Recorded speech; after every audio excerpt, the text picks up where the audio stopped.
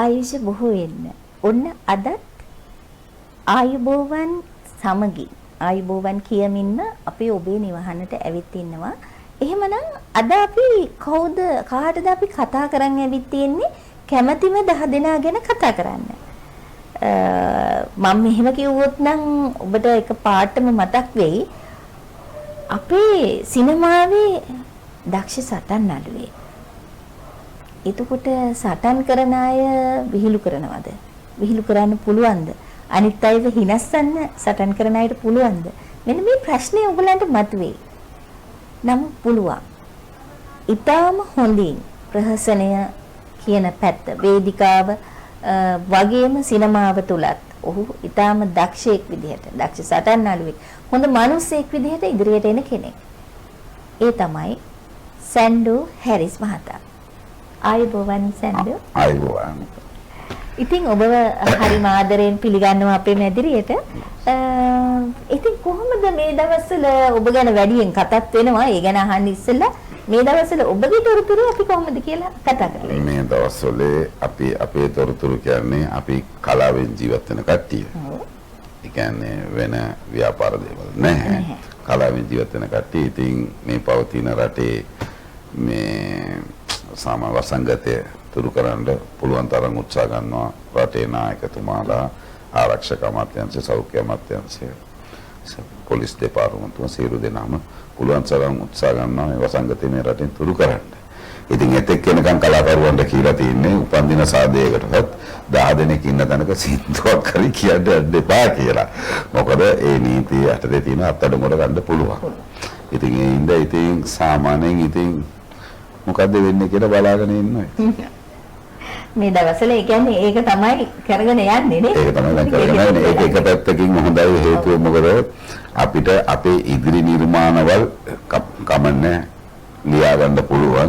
ඉදිරියට සාමාන්‍ය මොකද මම නිර්මාණයක් ලියුවොත් ලියන්නේ සාමාන්‍යයෙන් ලක්ෂ ගණනක් මිනිසුන්ට හොඳට ඇස්සarලා බලලා පුළුවන් විදිහට ඒ කතාවේ වටිනාකම හැටියට ඒක ට්‍රීම් කරගන්න පුළුවන් ස්ක්‍රිප්ට් එකක් එකපාරට අපි පළවෙනි කලාවේ පිටපතක් චිත්‍රපටයකෝ වේදිකා නාට්‍යයකෝ ටෙලි නාට්‍යයක ලිව්වට ඒ පිටපතේ සමහර අවස්ථාවලදී එතන ඒක කපලායි වෙන දෙබස් වර්ගයක් තියෙනවා ලොකේෂන් එක අනුව.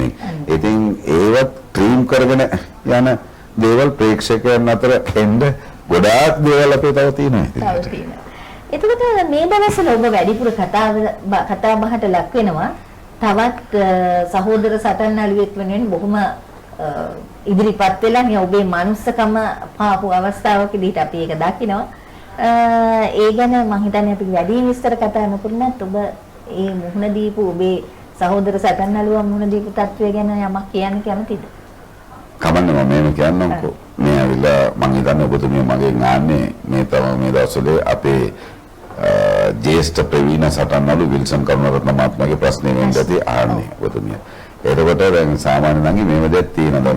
මේ විල්සන් කරුණාරත්නගේ මේ කතාව සාමාන්‍යයෙන් අර ලෝකේ ශ්‍රී ලාංකික රට පුරාම කතා කරනවා.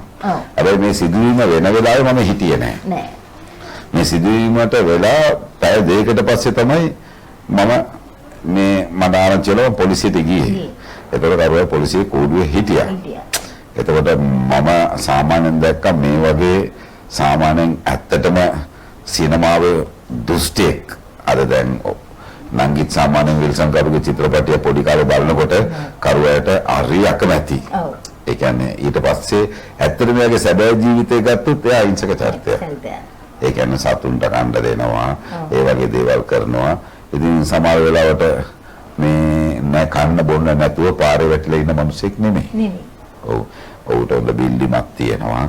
ඒ කියන්නේ තට්ටු 4ක පර්චස් දෙකකට අපි තට්ටු 4ක බිල්ඩිමක් දීලා ඒක කුලියට දීලා සාමාන්‍යයෙන් එකක් කුලියට දීලා තියෙන්නේ ඔය ඒකට එහා පැත්තේ සාමාන්‍යයෙන් ඔය කඩේක පවුලක් ලෑලි කඩේක ෆෝන් කඩයක් කරගෙන ඉන්න කට්ටියකට කමන්නේ නැහැ කියලා ඇඩ්වාන්ස් උදව කමන්නේ නැහැ ඔය කරගෙන යන්න කියලා අර එහෙම මනුස්සකම තමයි දැන් ඔය කොමියුනිකේෂන් කියලා දාගෙන ඉන්න මල්ලිට දීලා තියෙන්නේ. ඒ කියන්නේ කරුවා එහෙම සායවැය දෙන කෙනෙක්.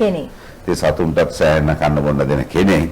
ඉතින් ඒ වෙනි අවස්ථාවේදී මම එතනට ගිහිල්ලා කරුවා මොකද වුනේ කියලා ආපු ගමන මම දන්නෙත් නෑ මොකක්ද උනේ කියලා. ඉතින් කරුවා දන්නේ මොකද පොලිසිය මම පොලිසිය කියලා ඇත්තටම දන්නේ නැහැ කියලා මට කිව්වා. මොකද මම දැක්කේ මේ කියන්නේ ට්‍රැක් බොටම් එකක් ඇඳලා සාමාන්‍යයෙන් අර මෙන් කට්ටිය දැන් ගොඩක් මමත් උදේට ට්‍රැක් බොටම් එකක් ඇඳලා එක්සර්සයිස් කරනවා. ඒක මම දන්නේ නැහැ. ඉතින් ඒක ඉතින් මට දන්නේ නැහැ බලනකොට පොලිසියනේ කියලා. ඉතින් මාව බෙල්ලෙන් අල්ලලා තල්ලු කරා.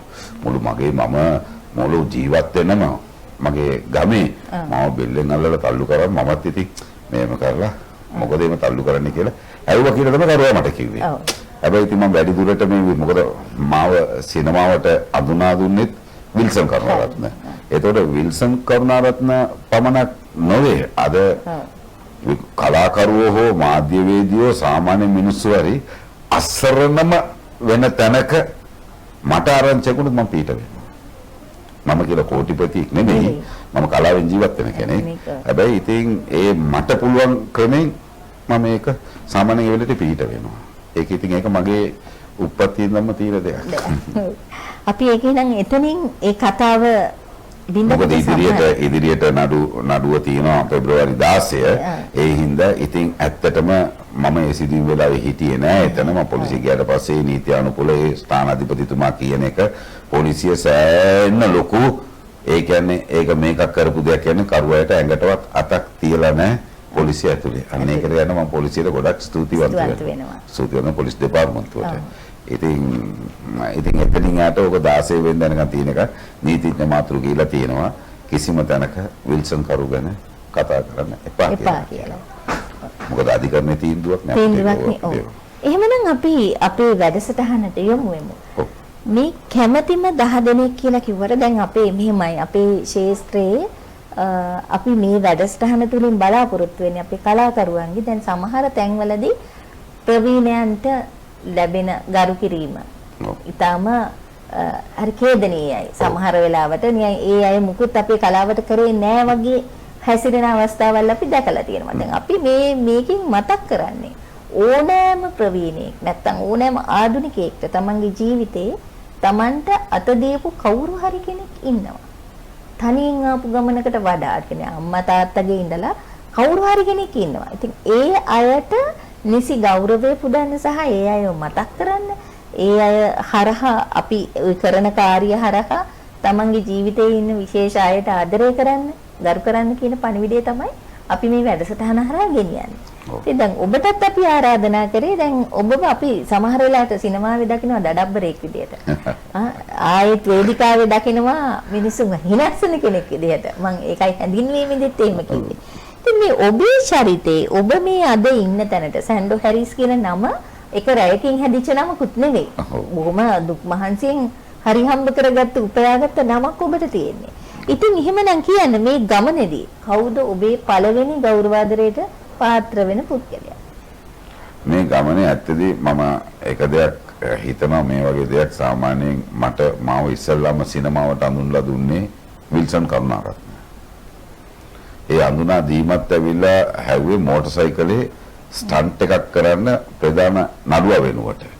මොකද පොඩි අඩි 3ක පාරක මෝටර් සයිකලයක් ධාවනය කිරීමට. මොකද මම ඒ දවස්වල DT මෝටර් සයිකල් කියන ඕන මෝටර් සයිකල් එකේ උඩින් පනිනවා ඒවා දේවල් ඒවයි කරනවා.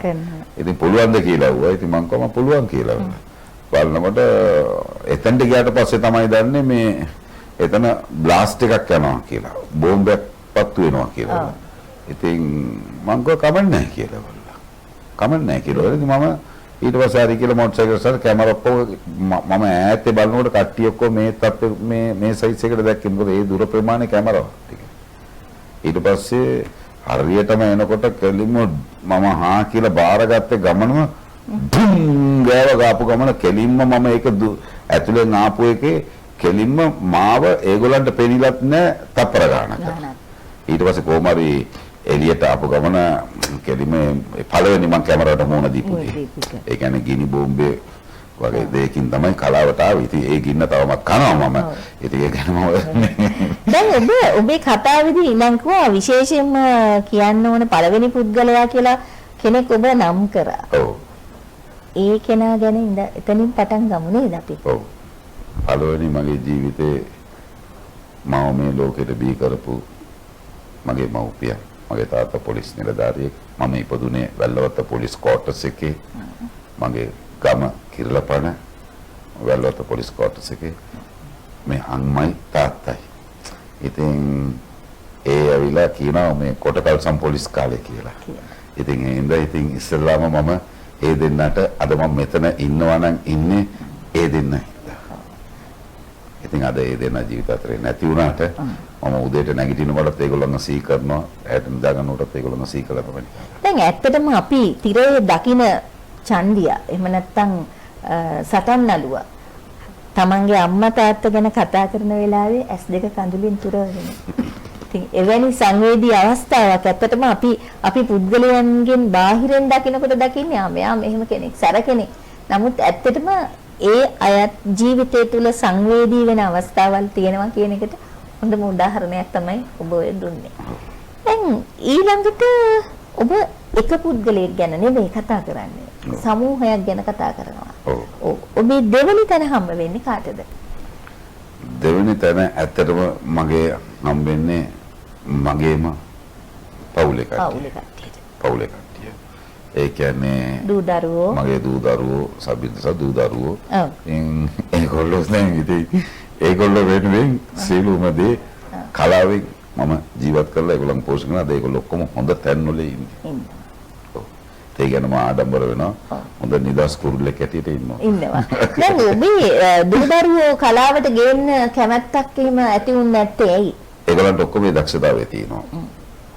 මගේ පුතා රටේ ඉන්නේ සෙන්ට්‍රල් බැංක් එක. ඒ කියන්නේ කතාරෝලේ අල්බඩිල් කියලා මේ කම්පැනි සෙන්ට්‍රල් බැංක් එකේ තමයි කතාරෝලේ සේවය කරන්නේ. ඉතින් හොඳම දක්ෂතාවය තියෙනවා රංගනයේ පැත්තේ, ගායනයේ පැත්තේ, සංගීත බාණ්ඩවල. ඒ වුණතරි මට හිතුණා මේ අපේ රටේ තවම කලාව තවමත් අපේ රට පමණයි දන්නේ. අපේ රටේ කලාව අපේ රටේ පමණයි දන්නේ. අද සාමාන්‍ය මයංගන කෙනෙක්ගෙන් හැවුවොත් එම ශාරුක් ખાන් දන්නවද කියලා හැවුවොත් ඒ කට්ටිය දන්නවා ශාරුක් ખાන්. අපි නිකන් හරි මේ සාමාන්‍යයෙන් මේ අපි ගිහලා ඉන්දියාවෙන් යවුවොත් මේ ගාමිණී ෆොන්සේකා මාතව දන්නවද කිව්වොත් දන්නේ. ඉතින් අපි එතන ඉන්නේ. ඉතින් ඒ කියන්නේ ඉන්දියාවේ හතරවෙනි ආදායම තමයි කලාව. ඉතින් අපේ රටේ ඒ වෙනි තැනකට එනවනම් මගේ දරුවෝ කලාවට සාමාන්‍ය ඒගොල්ලන්ගේ හැකියාවේ මගේ අඳුනා දීමෙන් නෙවෙයි. ඒගොල්ලන්ගේ හැකියාවේ එනවනම් ඉතින් මගේ කිසිම විරුද්ධතාවයක් නැහැ. හොඳ පැත්තකින් හොඳ තේරුම් අරගෙන කට්ටියත් එක්ක සහෝදරත්වයෙන් වැඩ කරන්න. ඒ කියන්නේ වැරදි දේවල් වලට යොමු වෙන්නේ නැතුව ඒ විදිහ තමයි හදන්නේ. ඒක සහෝදරත්වයෙන් වැඩ කරන්න ඕනේ කියන එක ඔබ ටිකක් බරට කිව්වා. ඒ කියන්නේ අපේ කලාවේ බෙලි කැපිලි ගහගෙනලිත් තියෙනවා. නෑ බෙලි කැපිලි කියලට වැඩිය තියෙන දෙයක් තමයි තියෙන්නේ. දැන් නවකයෙක් සාමාන්‍යයෙන් ඔය මේ ප්‍රධාන චරිතයක් කරන්න එන්න කියලා කැපී පේන අවස්ථාවේදී තවත් පිරිසක් මේ ඒ කියන්නේ අපි ඉන්න කාලේ හිටපු පිරිසක් නෙමෙයි. ඒ කියන්නේ දැන් සිනමාව කියන්නේ 35 ස්ක්‍රීන් කියලා අපි කියන්නේ. හොදලා තමයි බලන්නේ ඒ කාලේ අපි රඟපෑවද කියලා. දැන් ඉතින් තාක්ෂණයේ ක්‍රමේ වෙනස්. දැන් ඕන කෙනෙක් නළුවෙක් කරන්න පුළුවන්. ඉතින් එහෙම තත්ත්වයකදී ඉතින් ඉන්න මම ඒ කියන්නේ කවුරුත් මගේ මේ සහෝදර කලාකරුවෝ අපහසුතාවයකටපත් කරන්නේ නැහැ. ඒ වුණත් හරි හැබැයි ඉතින් සාමාන්‍යයෙන් දැන් කණ්ඩායම් වශයෙන් බී වෙලා ඉන්නවා එහෙම දක්ෂතාවයක් තියෙන කෙනාව සාමාන්‍යයෙන් වට්ටන්න. ඉතින් ඒ තැනට මගේ දරුවගම වට්ටන්න කැමති නෑ. අපි දැන් මේ කතාව ඇතුලේ ඊළඟට යන්නේ තුන්වෙනි හරකට. අපි ඔබේ ජීවිතේ කැමැතිම 10 දෙනාගෙන් තුන්වෙනි කෙනා කියන්න යා ගැන. මගේ තුන්වෙනි කෙනා මගේ ජීවිතය ඇවිල්ලා මගේ දක්ෂතම් මගේ ක්‍රීඩාවල් මම කිරළපන ප්‍රජා මණ්ඩලයේ රෙස්ලිං වොලිබෝල් මම බොක්සිං රෙස්ලිං ජිම්නාස්ටික් ඔය හැම ක්‍රීඩාවම ක්‍රිකට් හැම ක්‍රීඩාවම කරපු කෙනෙක්. ඒ කියන්නේ හැම ක්‍රීඩාවම කරලා තියෙනවා. ඒ කියන්නේ කරාටි පව හැම දෙයක්ම කරලා තියෙනවා. ඉතින් ඒ තැනේදී සාමාන්‍ය මගේ දක්ෂකම් දැකලා මාව සිනමාවට අඳුනා දුන්නේ විල්සන් කරුණාරත්න. ඔබ දෙදෙනාම එක නගරයකද ජීවත් වෙන්නේ එතකොට? අපි දෙන්න මගේ ගෙවල් දෙයකට යහපැත්තේ තමයි විල්සන් කරුණාරත්න ඉන්නේ. කිරලපන. හොඳයි. දැන් ඒකෙදී දැන් අඳුන්වා දුන්න ඔහු අඳුන්වා දුන්න ඔබ ජනප්‍රියත්වයට සීඝ්‍රයෙන් ළඟා වෙනවා. ඔව්. එතකොට දැන් අපේ තියෙනවා සමහර වෙලාවට තමන් අඳුන්වලා දෙන්නේ කෙනා යම්කිසි තැනක් ගන්නකොට එයාව ටිකක් මගාරවන්න දරන උත්සාහවල් තියෙනවා. එතකොට විල්සන් කරුණාරත්න මහත්තයාගෙන් ඔබට කොහොමද ලැබුණු අනුග්‍රහය ඒ වෙනකොට? ඒ කියන්නේ එයා සමව නමක් දිනාගෙන එනකොට තව තවත් උදව් කරාද කොයි විදිහට ඒ කියන්නේ එකපාරයි පාරක් කපලා පෙන්නන්නේ කෙනෙකුට ඇවිදින්න. එයා දැනගන්න ඕනේ මේ පාරේ හරියට ඇවිදින්න. ඉතින් මම එයාගේ නමත් ඒ දැකගෙන ඒ පාරේ හරි තැනට ඇවිද්දා. අන්න එතන ඒක විශේෂත්වය. ඒ කියන්නේ ඒක තමයි විල්සන් මහත්තයාගේ අත්පොළසම ඔබට ලැබෙන්න ප්‍රධානම හේතුව. එතනින් හැබැයි හිතුවේ නෑ මම සාමාන්‍ය මිනිස්සු විනාශයි කියලා. ඊට පස්සේ මම අසරණ තත්යකටපත් වුණා. මට මගේ 4 වෙනි චිත්‍රපටියේ ඔව් අධ්‍යක්ෂණය කරන්න මේ සටන් ජවනිකාවේ සටන් අධ්‍යක්ෂණය ඒ චිත්‍රපටිය මට බාර දුන්නා. ඒ චිත්‍රපටිය සාමාන්‍යයෙන් මේ සරසවි සම්මාන වලදී හොඳම චිත්‍රපටියක් ඇටියට මේ සම්මාන 12ක් ලැබුණේ සිනමාවට. ඒ චිත්‍රපටියට. ඒ කියන්නේ මට එතකොට ඒ කාලේ සටන අධ්‍යක්ෂකවරුන්ට දුෂ්ටයන්ට සම්මාන දෙන්නේ නැහැ. ඒකට මට ඒ ටික එක ලැබුණා. අන්තික ඉතින් සාමාන්‍ය ඒ වෙලේ මං කරුවයි ඉන්නකොට දැන් මම දැන් එකපාරට මේ ඉතුණා. දැන් මට මේ කලාවට අඳුන්ලා දීලා දෙන කෙනාට මම කොහොමද පය කකුල අතපය උස්සලා එතන ගහන්නේ කියලා ගහන්න පාරවල් කියලා දෙන්නේ කියලා. ඉතින් මම ඒකට අධ්‍යක්ෂකවරයා පටකමු දැන් මේ සෙට් එක මොකද මේ රෙඩි නැද්ද කියලා. මම කිව්වා නෑ මේ කෙනෙකුට දැන් කරුවා අඬගව මාව පැත්තකට අඬගලව මොකෝ කියලා මම කිව්වා නෑ කරුවා මට මේක ඔක්කොමලා සටන අධ්‍යක්ෂණය කරන්න පුළුවන්. සටන අධ්‍යක්ෂකයට තමයි වෙලෙට ඒ යුනිට් එකයි කැමරා එකයි අධ්‍යක්ෂකවරයා ඒ ඔක්කොම බාර දෙන්නේ සටන අධ්‍යක්ෂකවරයාට. ඒ කියන්නේ සටන අධ්‍යක්ෂකවරයා කියන්නේ. එතකොට උන් දැනගෙන තියෙනෝනේ කැමරා එකේ ෆ්‍රේම් එක ඇන්ගල් එක ඔක්කොම දැනගෙන තියෙනවා. එතන මම කිව්වා කරුවා මට මෙහෙම අපස්ථාවක් තියෙනවා මට කකුලක් උස්සන්න කර. පිස්සු නැතුව මේක සිනමා ගහනවා. ඕනේ දෙයක් ඕන පාරක් ගහලා මට. මම ගුල්ගන්නලා ඒ හන්දේ කිව්වා. අන්න ඒක මට චිත්‍රපටි 20කටත් එයා ඒ සම්මානය ගන්නත් හේතුවක් උනේ ඒ කරුවා කියපු වචනේ. දැන් ඔබ වේදිකා නාට්‍ය හරහා මේ ඉන්නේ විල්සන් කරුණාරත්න මහත්තයා. ඇත්තටම ඔබ කියනවා වගේම ඔහු සොඳුරු චරිතයක්. අපි පිටින් දකින දැන් අර ඔබ වගේම තමයි. පිටින් දකින දැඩිකම ඔබේ චරිතය තුල නැහැ කියන එක මම කතා කරා ඔබ දෙමව්පියෝ ගැන කතා කරද්දී ඇස් කඳුලින් පුරවගෙන කතා කරපු හින්දාම. ඉතින් අපි දැන් මේ එකම අපි කතා කරමු 4 වෙනියා ගැන. ඔව්. 4 වෙනියා කියන්නේ සිංහල සිනමාවට ඇත්තට ඔහුගේ පවුලේ කිසිම කෙනෙක් කලාවට මේ යවන්න කැමති කෙනෙකුත් නෙමෙයි. හැබැයි මේ රජයෙන් කෙරිය යුතු දේවල් තමන්ගේ බවට ඒක පරිවර්තනය කරගෙන බාර අරගෙන ඉන්න ප්‍රවීණ සිනමා රංගන ශිල්පියන් සහ ගායක ගායිකාවන්. සෑතුළු අරගෙන ඒගොල්ලන්ට ඒ කියන්නේ රක්ෂණයක්. ඒගොල්ලන්ව බලා ගැනීම. ඒගොල්ලන්ගේ දුක සැප බැලීම. ඒ කියන්නේ සාමාන්‍යයෙන් ඒ තැනට සාමාන්‍යයෙන් ඒක හිතා ගන්න බෑ කිසිම නිලතලයකට නෙමෙයි. ඔහුගේ ව්‍යාපාරය ඇවිල්ලා ලොකු ව්‍යාපාරයක්.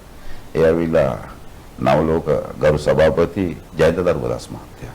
ඒ කියන්නේ මොකද එයා රිදී රැක් කියන එක පටන් ගත්තේ සාමාන්‍යයෙන් රිදී රැක් කියන එක එයා පටන් ගත්තේ මොකටවත් නෙමෙයි.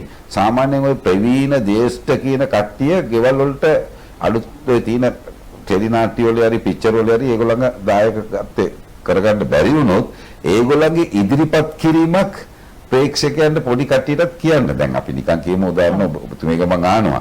කවුරු හරි මේ ටීවී නාලිකාවල් වල මොන සුපර්ස්ටාර් රියැලිටි ස්ටාර් මොන ස්ටාර් කියලා ආවුත් හරි සාමාන්‍ය පරණ ගීතවල ගායනා කරන්නේ නැතුව අලුත් ගීත ගායනා කරලා දැවිලා තියෙන්නේ. ඔබතුමීක මම නිකන් අහනවා.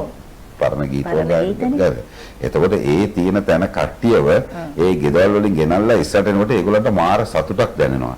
අන්න එතන තමයි ජයන්ත ධර්මදාස් මහත්තයා හිටියේ. අදටත් ඉන්නවා. අද කියන දවසෙත් සියලුම එකේ එයාට පොඩි කොටසයි බාර ගන්න පුළුවන්. 300ක් 400ක් විතරයි බාර ගන්න පුළුවන්.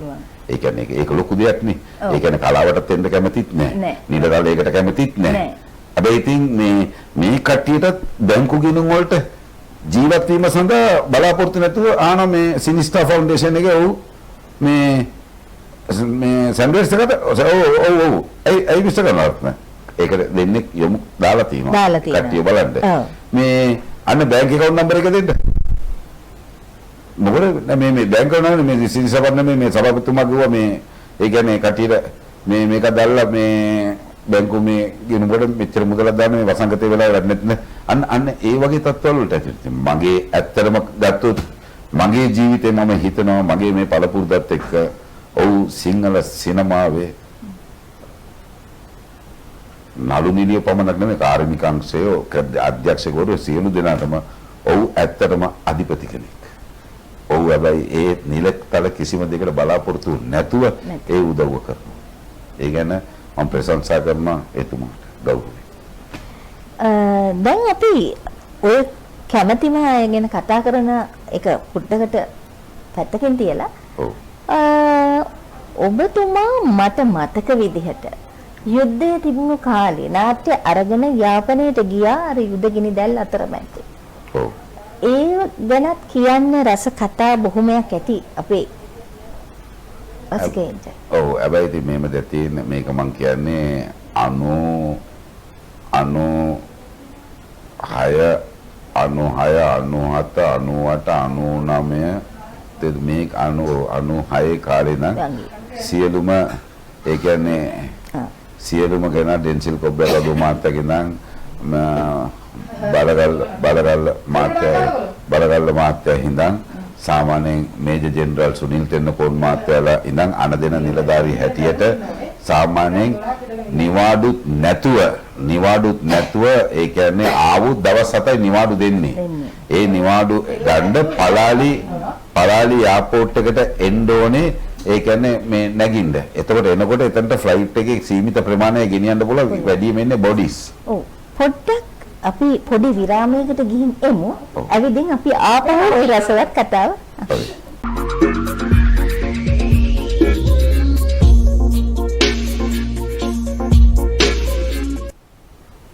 විරාමයෙන් පසු අපි නැවතත් කැමැතිම 10 දෙනෙක් සමග මේ කතන්දරේ අපි කතා කරන්න කලින් අපි දැන් 3 දෙනෙක් ගැන කතා කරලා අවසන් 4 දෙනෙක් ගැන කතා කරලා අවසන් කරා. ඊට කලින් මම ඔබව නැවත අපේ මේ අවස්ථාවේදී සම්බන්ධ වෙච්ච අයට කියන්නම් කවුද අද අපේ මැදිරියට ඇවිල්ලා ඉන්නේ කියලා. අපේ මැදිරියට අද ඇවිත් ඉන්නේ අපිත් එක්ක කැමැතිම 10 දෙනෙක් ගැන කතා කරන්නේ රංගන ශිල්පී සැන්ඩෝ හැරිස් මහතා. ඉතින් ඔබට ආරාධනා කරනවා මම අර යුද්ධ කාලේ සිද්ධි ටික යුද්ධ කාලේ යාපනයේ ගිහිල්ලා වෙච්ච සිද්ධි ටික අද ඒ ටිකත් කියන්නකෝ අපිට. නෑ මොකද ඒ කාලේ යුද පිටිය මම කෙටියෙන්ම කියන්නම්. මොකද යුද පිටියේ ඒ දවස්වල යුද හමුදාවේ හිටපු අනදෙන නිලධාරීන් සියලු දෙනාම රද රටේ ප්‍රවීණයෝ. එදා ප්‍රවීණයන්ට අඬ ගැව්වුත් යාපනයේ නෙකුත් කිසිම කෙනෙක් බය යාපනයට යන්න. ඒත් මොකද මේ ඇන්ටනා ෆ්ලයිට් එකට බයයි.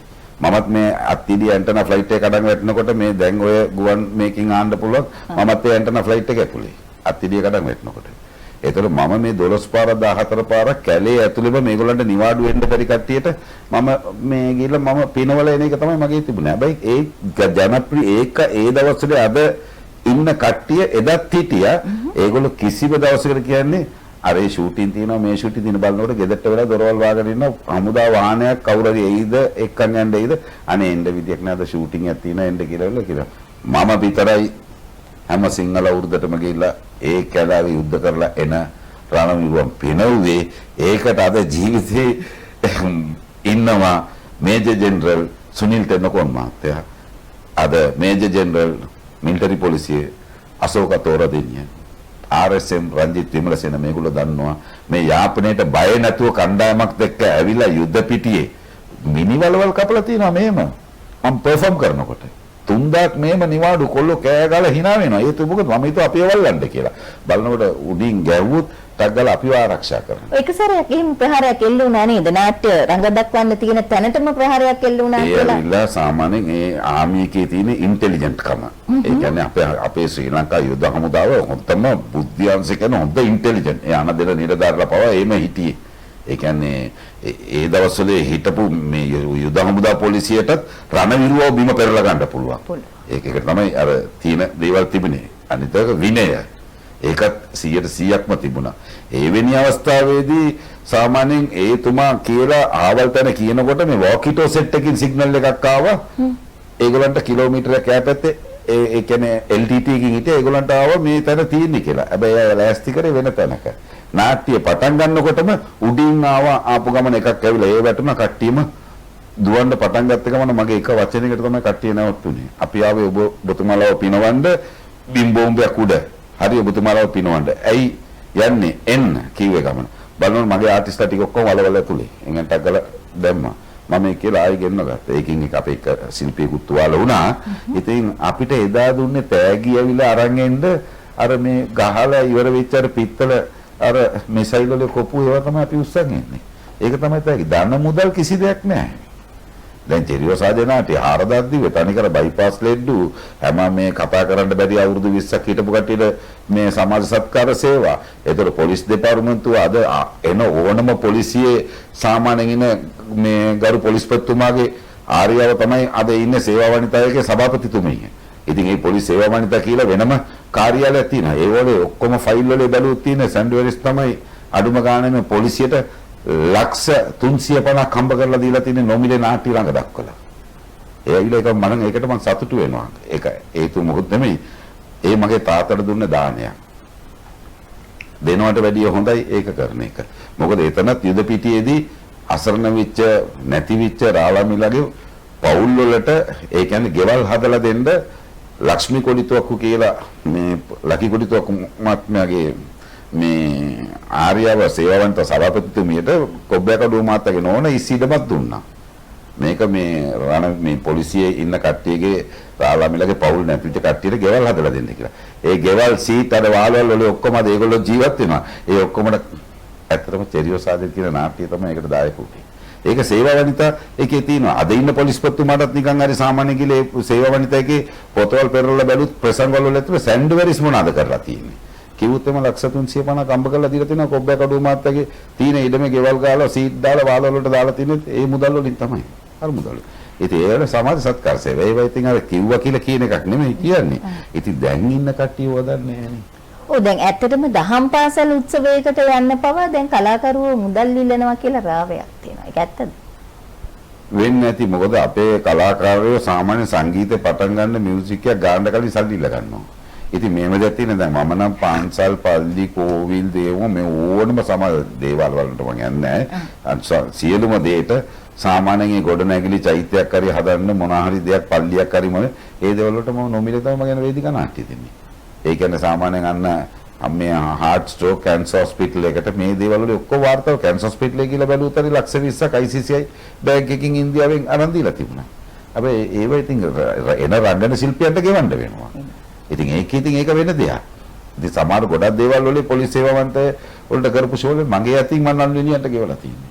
බයිපාස් ඔපරේෂන් එක කරන කීප දෙයක් ඒවා මම කියන්නත් කැමති නෑ. ඒ කියන්නේ මොකද දකුණු අතින් දෙන දෙයක් වම් අත කියන්නට අද මේ ප්‍රෝග්‍රෑම් එකේ කිය යුතු ඉඳ මම කිව්වා. අපි දැන් ඊළඟට කතා කරන්නේ ඔබේ ජීවිතේ පස්වැන්න ගැන. ඔබ කැමතිම පස්වැනි කෙනා ගැන.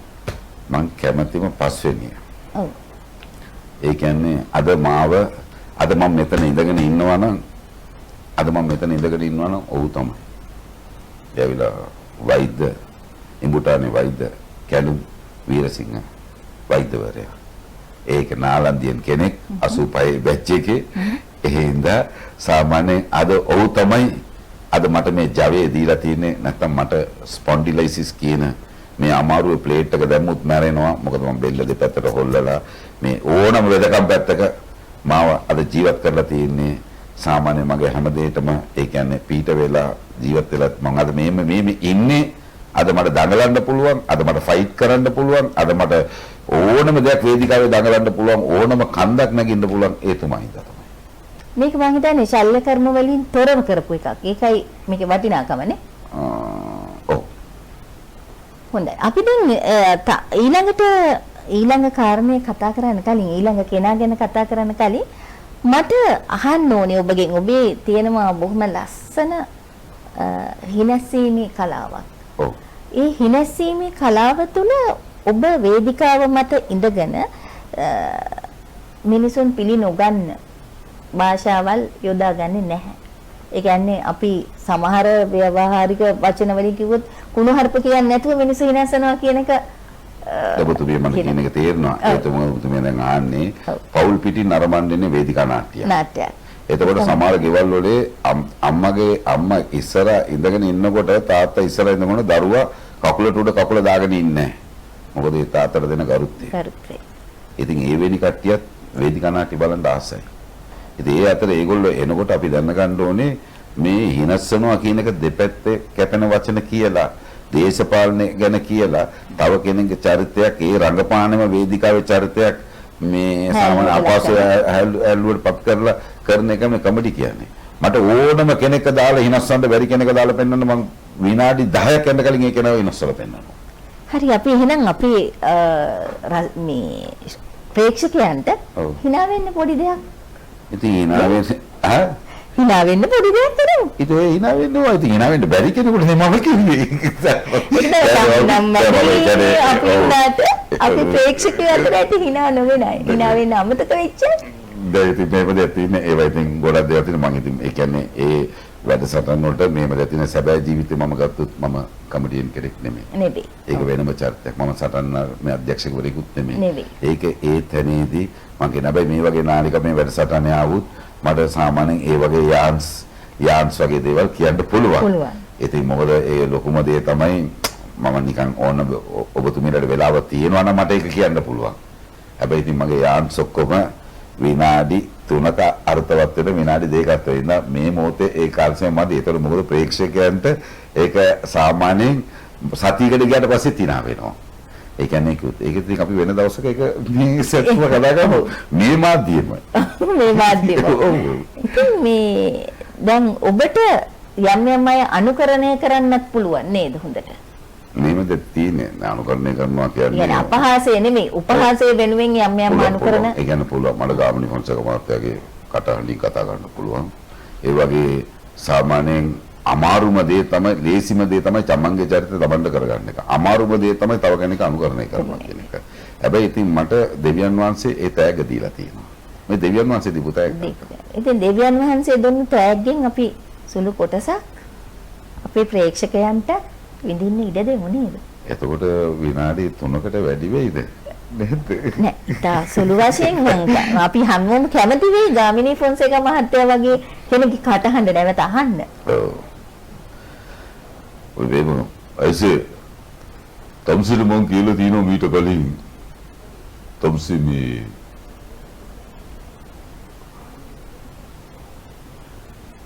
කාලය තිස්සේදී තම්සි මං හෙව්ව කොයි හිටියද?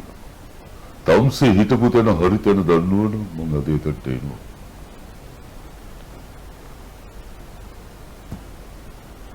සිගරට් එක ඒ ගියට කමන්නේ ඉතින් මම මේ මිරිකනවා කොයි. බනවල සිගරට් එක විසි වෙලා තියෙන වෙන තැන ගාමිණී ෆොන්සේකා මහත්තයා පාගලා තියෙන වෙන තැනක. ඒක දිගේ බෙදලා නෑ. ඒක අර බෙද නිකන් අර පොඩ්ඩක් අර බලන් ඉන්න ප්‍රේක්ෂකයන්ට පොඩ්ඩක් කියලා අපි එහෙමනම් පස්වෙනියා ගැන කතා කරලා අවසන්නේ දැන්. හයවෙනියටත් කොහොමද? කියන්න ලස්සන කතාවක් ඇති ඔබට. හයවෙනියා කියන්නේ මගේ ජීවිතේ මට මේ සාමාන්‍යයෙන් හයවෙනියා කියන්නේ මගේ ජීවිතේ පරක්‍රම ජයසිංහ මහත්මයා. ඒතුමා තමයි සාමාන්‍යයෙන් පළවෙනි මට ඩාර්ක් කමඩි කියලා. ඒ කියන්නේ මේ කලාවේ තියෙනවා මේ කමඩිස් මේ හඳුරු හාස්‍ය කියලා තියෙනවා ඩාර්ක් කමඩි කියන්නේ බ්ලැක් කමඩි කියන එකට ඒකට අපි සිංහලෙන් කියන හඳුරු හාස්‍ය කියලා. ඒක ගොඩක් කට්ටිය දන්නේ නැහැ. ඒතකොට ලංකාවේ එඩි ජයමාන මහත්තයාගේ ඩොන් සිල්සේන මහත්තයාගේ කාලේ ඉඳන් සීප දෙනෙක් ඒ දවස්වල මේ විකට නළුවන්ට සම්මාන දෙන්නේ නැහැ. පළවෙනි ලංකාවේ විකට නළුවන්ට සම්මානයක් ලැබුණේ නෙළුම් පොකුණේ යම් කිසි නාලිකාවකින් මොකද මම මේ channel එකට ඒ නාලිකාව නම කියන්න අවශ්‍යතාවයක් නැහැ. සන්සිල්ක් සම්මාන උළෙලේ ඒ පළවෙනි ලංකාවේ දීපු විකට නළුවන්ගෙන් ඔක්කොම චිත්‍රපටි පීටර් බඳු සමරසිංහ මහත්තයාගේ WJ සිනමාත්මයා කරපු කමඩි ටෙනිසන් කුරේ මහත්මයා හිටපු එක එතකොට සාමාන්‍ය ජයසේකර මහත්මයා හිටපු එක හැම චිත්‍රපටියෙන් නල්ලතබ්බේ ඇඳුම පිටින් නෙමෙයි මේ කියලා කේසරා කියලා චිත්‍රපටියේ හොඳ විනිශ්චය මණ්ඩලයක් අවබෝධවත් බුද්ධිමත් විනිශ්චය මණ්ඩලයක් ඒකේ නිර්දේශ නොමැතිව ලැබිච්ච හොඳම විකට නළුවා ලංකාවේ පළවෙනි විකට නළු සම්මානය හම්බුනේ මට ඒ ගැන මම දෙවියන් වහන්සේට ස්තුති කරනවා බොහොම සතුටක් මං හිතන්නේ අපිට ඊළඟ විරාමයට යන්න වෙලාව හරි. ඔව්. අපි ගිහින් ඉක්මනට එමු. හොඳයි.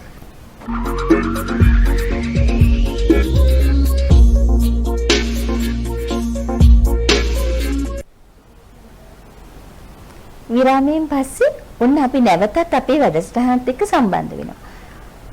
දවාලට චන්ද්‍රය පෑවුවොත් මොන වගේ තියෙයිද? දැන් හදන්නේ දවාලේ චන්ද්‍රයා පායවන්න තමයි. දැන් මම ඔබට ඉල්ලීමක් කරනවා. අර දවාලේ පායන චන්ද්‍රයා පොඩ්ඩක් ඒක ගායනා කරලා පෙන්නන්නකෝ අපිට. හරි මම මේක නියල් සිල්වා මහත්මයාට උපහාර ගීතයක් ඇටියට ගායනා කරලා පෙන්නන්නම්.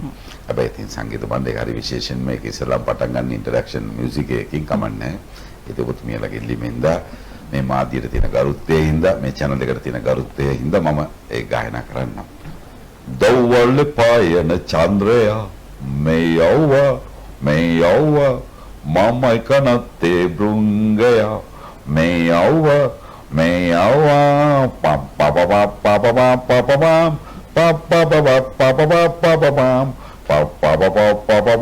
පප ගස්කොන් මාගේ බෙල්ලක පෙවිදු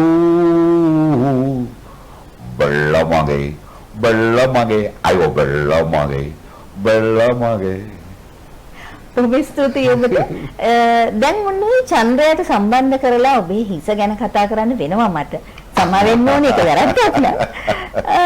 තට්ටේ ස්ටයිල් එකක් උනේ ඔබත් නිහාල් සිල්වා මහත්තයාත් හින්දා නේද? නෑ. ඉස්සෙල්ලාම තට්ටේ සම්බන්ධ වුණේ පූජිත මෙන්ඩිස් කියලා සටනක් හිටියා. ඊට පස්සේ ඒකින් පස්සේ රොනිලිච් මහත්මයා හිටියා. ඊළඟට මේ නිහාල් සිල්වත් හිටියා. නිහාල් සිල්වා ඉන්න කාලෙම තමයි මාල්නි ෆොන්සේකා මහත්මියගේ චිත්‍රපටිය සත්‍ය කියන චිත්‍රපටිය. ඒකේ මම සිනමාවේ මම නිහාල් සිල්වත් එක්ක සටන් ජවනිකල් කීපයකට ඉඳලා තියෙනවා. එතකොට මම දුෂ්ටයා නිහාල් සිල්වා විකට නළුවා. එතකොට ඒ දෙකකින් ගාපු ගමන තට්ටේ ගාලා ඉන්න ගමන තමයි සාමාන්‍යයෙන් ඔය නිහාල් සිල්වා සාජන් නල්ලතම්බි කියන චිත්‍රපටිය රූපගත කරා. ඒ කියන්නේ මාත් එක්ක ද චිත්‍රපටි 7ක් රඟපාලා තියෙනවා. එතකොට මම සාමාන්‍යයෙන් මේ වේදිකා නාට්‍ය වලට මම මේ කතාවට එන්නම් එතනට එන්නම්. ඊට පස්සේ ඔය තට්ටේ කියන දේ ඊට පස්සේ අපි තට්ටේ කියන දේ ඊට පස්සේ සාමාන්‍ය මමත් සත්‍ය චිත්‍රපටියට නිහාල් සිල්වත් තට්ටේ ගාලා හිටියා. ඒතකොට දැන් මේක ඊට පස්සේ දැන් කට්ටිය ගොඩාක් අර පොඩ්ඩක් කලාවේ වයසට ගියාම එකාකාරී වෙනවා කොණ්ඩේ පොඩ්ඩක් සුදු වෙනවා ටක් ගාලා තට්ටේ ගන්නවා.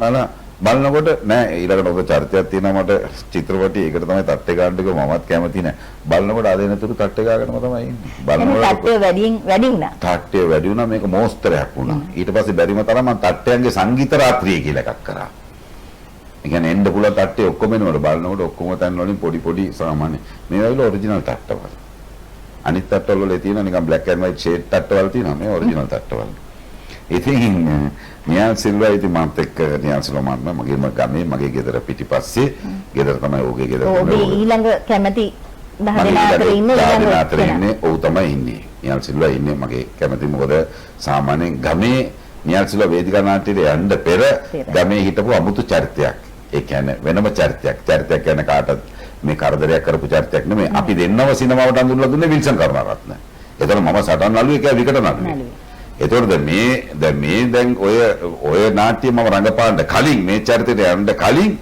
මේ මට පළවෙනි වේදිකාවට නැගින්න අභියෝගයක් සාමාන්‍යයෙන් මේ චිත්‍රපටි රඟපාගෙන ඉන්න ගමන එකපාරටම ගව ඝාතනයට හැරෙයිව වේදිකා නාට්‍යයක් ආවා. ඒ කියන්නේ ස්ත්‍රී සාවයිලා කියලා ඒ පත්මසිරි ගමගේ නාට්‍ය නිර්මාණයක්. ගව ඝාතනයට හැරෙයි කියලා. මොකද මමත් ඒකට කැමති. මම උරුම සරක් මස්මුත් කන්නේ. ඉතින් මේ ගව ඝාතනෙට හෙරෙයිවල. එතකොට මම දැන් හරි මේක බාර ගමුද කියලා බලලෙවල අනේ එපා කමන්න කරලා දාමු කියලා ඔන්න මම ඒ මස්කඩේ මුදලාලිගේ චරිතය කෙරුවා. බලනකොට මාත් එක්ක රියසල් එනකොට මම දැක්කා අන්න මර්සි අක්කා ඉන්නවා. මේ දැවන්ත ඒ කියන්නේ අපි ගුවන් විදුලි වලින් මේ ඒ කියන්නේ රසවින්ද කට්ටිය මේගොල්ලෝ තමයි ගුවන් විදුලි වලින් හිනස්සුවේ. ඒතකොට රූපවාහිනී නාලිකාවක් නැහැ. දන්නේ ධර්මයෙන් රූපවාහිනී කියන නමක් දන්නේ අර මේ ඒත් කිරලපණේම රූපයින්දුමතිතුමිය. විදුලු දුම්බ්‍රියේ චංචල රේඛා රූපවාහිනී කියලා කියවිලා රූපවාහිනී කියලා දන්නේත් එතකොට ඊට පස්සේ රූපවාහිනී දන්නේ. ඉතින් අන්න මේ චිත්‍රපටියේ මට බලන්න මේ පැත්ත හැරලා බලන්න කාන්ති ෆොන්සේකා. ඉතින් මේ දෙගොල්ලොත් එක දැවැන්තියොත් එක වේදිකාවේ මම සිනමාවේ සටන් නළුවේ මේගොල්ලන්ට මම බය නැතුව අභියෝගේ බාරගත්තා. ඉතින් රඟපෑවා. ඊට පස්සේ තමයි ඊළඟට මේ මට හිතුණා සාජන් නල්ලතම්බි ඇඳුම කාටත් අයිති නැහැ. මේ සාජන් නල්ලතම්බි ඇඳුම කාටත් අයිති නැහැ. මේක ඇවිල්ලා කතරගම රූමති කියන කාලේ එඩි ජයමාන මාත්‍ය ඇඳපු ඇඳුමක්. කොටකල්සම පිටින් කනේ මයිල් දාලා මොට්ටු තුනක් දාලා මේ වගේ මේකප් දාලා ඇඳපු චරිතයක්. ඉතින් ඒ චරිතය තුළ සාමාන්‍යයෙන් ඇත්තටම නියල් සිල්වා ඒ චරිතේ නයිනගේ සූදුව බවට මේ දයාවයිමන් මහත්මයා ඒක නිර්මාණය කරලා දෙයිනගේ සූදුවේ ප්‍රධාන චරිතය ඇවිල්ලා ආනන්ද වික්‍රමගේ මහත්තයාගේ. ඒ කියන්නේ සර් ජෝන් කොතලාවලගේ කතාව. අර එළුවට පයින් ගාන කතේ. ඒකේ සාජන් කියලා කොටේන පොලිසියේ ග්‍රෑන්ඩ් පාස් පොලිසියේ ඉන්න මේම සාජන් කෙනෙක් ඒ චරිතේ මුළු නාට්‍යෙම ඉස්මතු කරලා දුන්නේ සාජන්ගේ චරිතේ. ඔහුට මොනාරි ඒ නාට්‍ය අසාධාරණයක් වෙලා ඔහු සාජන් නල්ලතම්බි කියන තමයි මේ ඇඳුම කාටවත් අයිතියක් නැහැ. මේ නල්ලතම්බි ඇඳුම අද ගෝල් ෆේස් එකේ අන්නාසි විකුණෙක් කෙනෙක් තට්ටේ ගාලා ඉරිතුණා ගාලා කිව්වොත් ඔහුගේ අන්නාසි ටික මේම කරදී විකුණන්න පුළුවන්. මොකද ඒ ඇඳුම ඒ තරමට ජනප්‍රිය වුණා. ඒ ඇඳුම ඒ තරමට ජනප්‍රියතාවයක් ඇති වුණා. ඊට පස්සේ සාමාන්‍යයෙන් ඉතින් වේදිකාවේ ඉතින් මේ වගේ දැවන්තියත් එක්ක රංගපාන මර්සියක් කරත් එක්ක ලැබුණාට පස්සේ මට අනිත් දේවල් එච්චරයි. ඊට පස්සේ මට පුදුමාකාර වේදිකා නාට්‍යයක් හම්බුණා. ඒක නම් ජීවිතේ හිතලවත් බලන්න බෑ. ලිලියන් ඉදිරිසිංහත් එක්ක. මර්සි මේ කවුද අපේ මේ කවුද මේ මියුරි සමරසිංහත් එක්ක. මට කතා කරන්නේ නිෂ්පාදක මහත්තයෙක්. සැන්ඩ මහත්තයාද කතා කරන්නේ. මම කෝ මහත්තයෝ මම මේ ආවල් එක්කන නීල් බී පෙරේරා කියලා මම කියන්නේ මට ඔබතුමා පොඩ්ඩක් හම්බෙන්න ඕනේ කියලා පුළුවන් ද අපේ නාට්‍යයට පොඩ්ඩක් දායක වෙන්න මම මොකක්ද දාන්නේ බලනකොට මම ඒ යනකොට තබ්ලා ඩොල්කි සර්පිනා මේ ඔක්කොම තියෙනවා මම බැලුවා මේ මොකක්ද කියලා මේ බලනකොට ඒක අර ඒකට කියන සකස් නළුවා කියලා ඒ වේදිකා නාට්‍ය. ඒ අද ලංකාවේ ඒවා නැහැ ඒ නිර්මාණවල. ඒ කියන්නේ ඔක්කොම තියෙන ගීතේ. දෙබරපදින් තියෙන ඔක්කොම බරපදින පදේ මාරු වෙන්නේ මේ දෙබස්. ඒකේ තියෙන කෝට් එක නම් අඳින්නම් මං ඒකේ නම් නෑ ප්‍රශ්නයක් මට අනේ අම්මෝ කල්සමක් නම් කොහොමවත් මට බෑ අඳින්නට බැරි වෙලාවත් කඩා වැටුණු ඔහේ කේල් මල බිමෙන් පාලට වැඩේ කුරුවල් මගුල ඉවරයි හරිද ගංජාලයක් එතකොට කියලා. එතකොට ඇඳ යටින් එනවා ලිලියන් ඇන්ටි යසයි නේද කළදේ මට පැය ගානක් මං ඇඳ යට කුඹි කෑව මාව හොඳට ගෙම්බෝල්ට ඒ ඇඳ යට කියලා. අන්න මේම තමයි ඉතින් වේදිකා නාට්‍යවල මම දාලා ආවා බෑ මේව කරන්න. ඇවිල්ලා මම මගට ඇවිල්ලා හිතුවා මේ අභියෝගේ බාර ගන්නවා කියලා. ඒ අභියෝගේ බාර අරගෙන මට වේදිකා නාට්‍යයේ සාමාන්‍යයෙන් හොඳම සාය නළුවා සම්මානය ලැබුණා මේ ටවර් හොල් එකේ. ඒ කියන්නේ නාට්‍ය තරඟයේ. ඒ කියන්නේ මේ අත්දැකීම ඉඳන් නියල් සිල්වා මම අද කියන්නේ මගේම ගමේ කෙනෙක් ලෝකයේ හැම කෙනාම චාලි චැප්ලින් අනුකරන නියල් සිල්වා චාලි චැප්ලින්ම තමයි අනුකරණය කරේ. නියල් සිල්වා ඉස්සර තනිකරම බලන්නේ දමිළ චිත්‍රපටි. ඒ කියන්නේ ඒක නාගේස් තමයි යාගේ ෆේවරිට් කොමඩිය. ඉතින් ඒක නියල් සිල්වා නිර්මාණය කරගෙන ආපු විදිය නලතම්බි ඇඳුමත් එක්ක. ඊට පස්සේ මම මේ නලතම්බි කියන නාට්‍යයට අත තිබ්බේ නැහැ. මම මේ ඇඳුම තියෙනම චෙරියෝ සාජන් කියලා එකක් ලිව්වා. ලියපු ගමන මේක 4000ක් දෙව්වා. 4000 දෙව්වට අනේ මේ 2500 3000ක් විතර තමයි මේ සල්ලි වලට විකුණන්න පුළුවන් උනේ. ඊටු ඔක්කොම සමාජ සත්කාර සේවා සඳහා පොලිස් දෙපාර්තමේන්තුවට ත්‍රිවිධ හමුදාවට හැම දෙයකම දිනෝමිලේ තමයි කියලා කරලා ආවේ. ඉතින් ඒකේ අද මම සෑයීමකටපත් වෙනවා. මම ඒ වගේ උපහාර දේවල් කරන්න කියලා පල්ලි පන්සල් හැම දෙයකම කරන්න ගිහිල්ලා මට අඩුම ගානේ හෙට වේලත් මට කන්න නිදාසේ තියෙන එක ගැන. ඔව් අපි ඊළඟට යමු වෙන්නේ ඔබේ ජීවිතයේ අනෙක් සුවිශේෂී පුද්ගලයා දැන් ටිකකට කලින් ඔබතුමා අනුකරණය කරලා පෙන්වුවා හඬ. ඔව්. මොකක්ද එතුමා එක්ක ඔබතුමාට තියෙන සම්බන්ධය? ඒ කියන්නේ මේ නියල් සිල්වා නෑ ගාමිණී ෆොන්සේක මහත්තයා. ගාමිණී ෆොන්සේක මහත්තයා කියන මේ දේ ඇවිල්ලා මම ආස වුණේ ඇත්තටම ගාමිණී ෆොන්සේක මහත්තයෙන්ද තමයි මමට සටන් නළුවෙක් වෙන්න ආසාවක් ඇති වුණේ. මට මොකුත් නෙමෙයි අර අපි අර පොඩි කාලේ ඉන්නකොට ගාමිණී ෆොන්සේක මහත්තයා චන්දියා කියලා චිත්‍රපටිය ඔබතුමීලා මතක ඇති. ඒ චන්දියා කියන චිත්‍රපටියේ දුවගෙන ඇවිල්ලා මෙහෙම කළා සරම උස්සනවා. හෝ ගාලවල මුළු කෝඩියන්ස් එකම විසිල් ගන්නවා. ඒ දවසේ සිංහල සිනමාව කියන්නේ පොර කාගෙන බලන්නේ. ඒ කියන්නේ සිංහල සිනමාවේ නළු නිළුව යනවා කියනකොට ඒ කාලේ හෝ ගාලා සයිකල් රේස් එකක් අවුරුදු 30 ඉවර වුණාම දෙපැත්ත ගමවල සෙනඟ වැඩි නළු නිළිය බලන්න. ඉතින් අර ගාමිණී ෆොන්සේක මහත්තයා සරම උස්සන විදියට ඒ දැල් බැනීමත් එක්ක උස්සනදී මම වඩාත් හිතන කවදාරි මටත් සටන් නළුවෙක් වෙන්න හම්බුණා නා.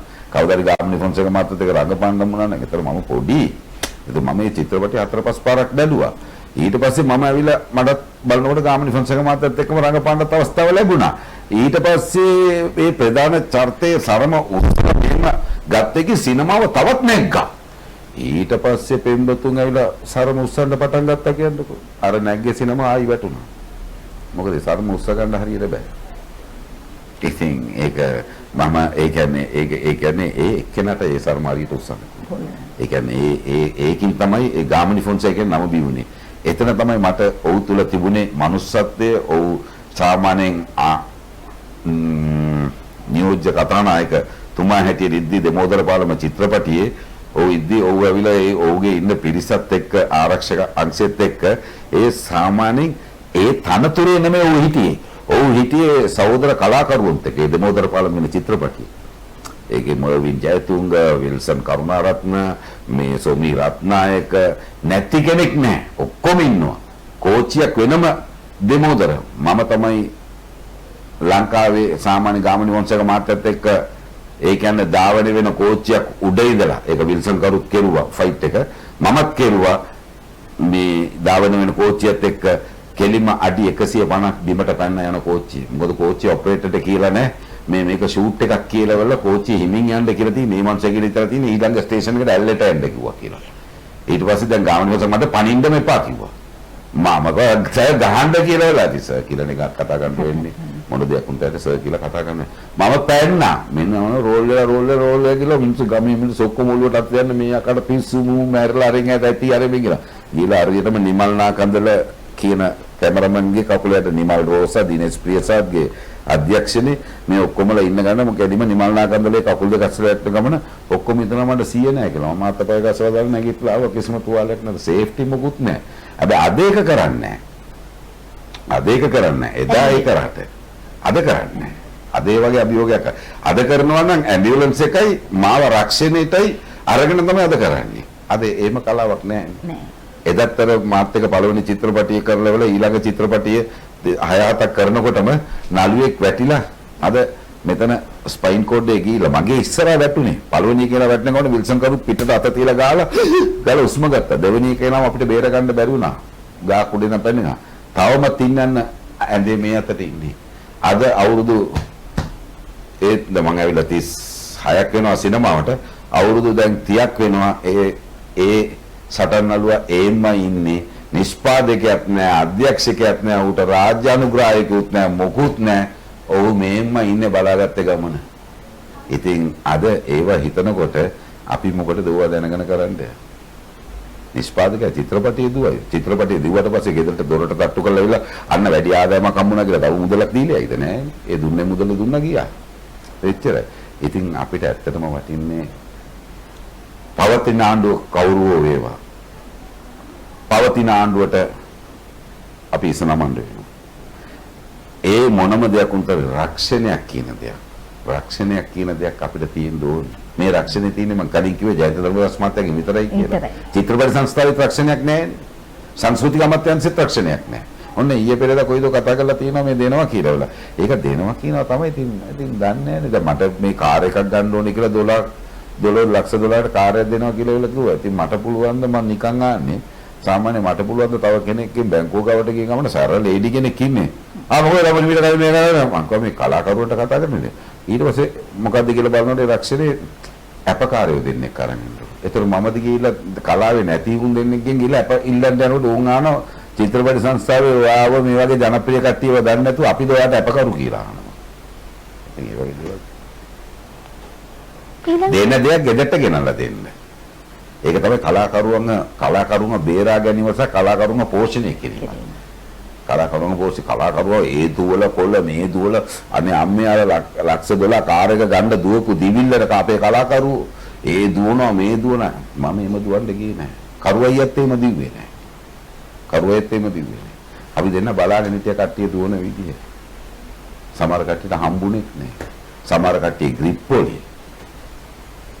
ඒක තමයි යථාර්ථය නේ. ඔබ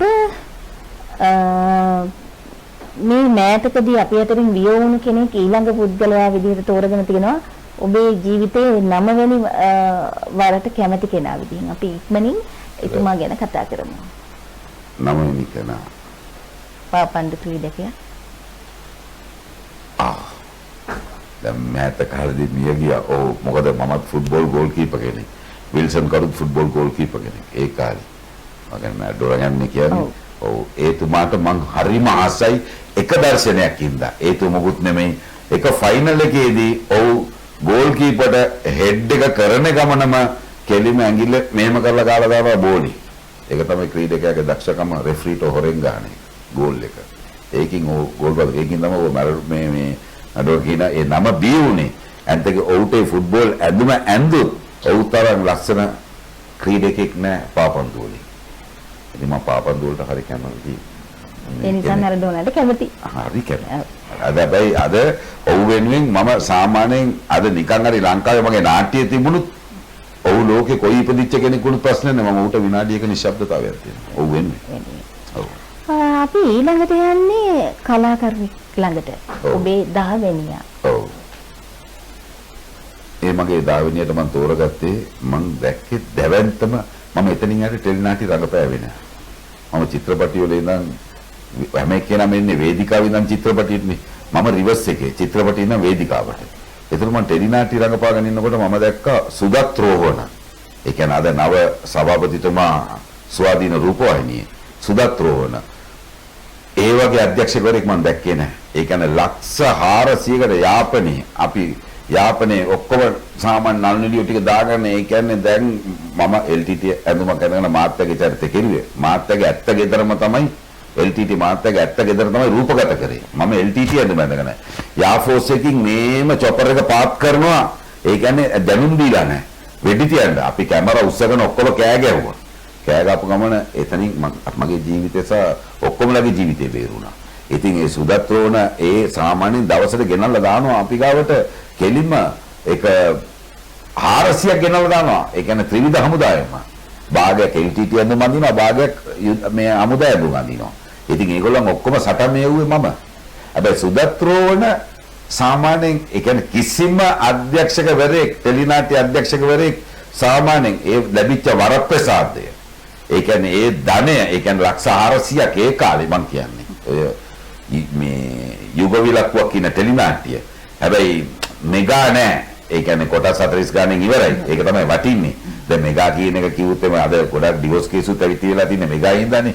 මොකද රැයට කෑම උයලා නැහැ රැඳී සිටින කෙනෙකුට කාන්තාවල් රැඳීම සිටිනවා. අර මිනිස්සයා රැය 10 11 යනකම් රැඳීමේ ඉන්නවා කණ්ඩ බලාගෙන. කෑමක් නැහැ. ඉතින් 48න් ඉවර කරා නම් ප්‍රශ්නයක් නැහැ නේ. ඕක ඉතින් වෙන්නේ. ඉතින් මම සුදත්‍රෝණයට මම ඔය මේ කියන්නේ ඒ වගේ අධ්‍යක්ෂකවරයෙකුට එච්චර පිරිසක් ඒ ටෙලිනාට්‍ය වැඩිම ලංකාවේ ශ්‍රී ලංකාවේ කරපු ටෙලිනාට්‍ය වල වැඩිම පිරිසක් හිටපු ටෙලිනාට්‍ය. ඒ ඔක්කොමලට රංගදායකත්වයේ චරිතයයි ඒ කියන්නේ යුනිට් එකයි ඔක්කොම හැන්ඩල් කරන්න පුළුවන් විත් දක්ෂ කෙනෙකුට තමයි අද ස්වාධීන රූපවාහිනියේ නව සභාපති ධූරය ලැබුණේ. හරියට සුදුස්සට ලැබුණේ එකම තනතුර. ඉතින් අපි අද අපේ 10 දෙනා ගැනම කතා කරලා අවසానයි.